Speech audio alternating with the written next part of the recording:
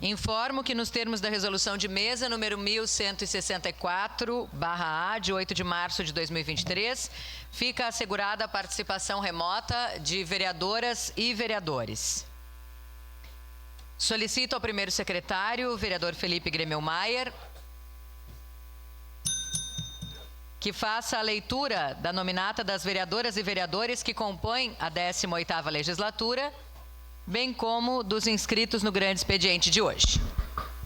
Pois não, senhora vereadora, presidente Marisol Santos, mesa diretora Adriano Bressan, Renato Oliveira, Felipe Gremel-Maier e Zé D'Ambrós, vereadores da 18ª legislatura: Bortola, Cadore, Camille, Clóvis Xuxa, Estela Balardim, Fiuza, Gladys Frisso, Juliano Valim, Lucas Carenhato, Lucas Gil, Professor Zanquim, Rafael Bueno, Rose Frigeres, Sandro Fantinel, Iscalco, Tatiane Frisso, Velocino Ex e Wagner Petrini.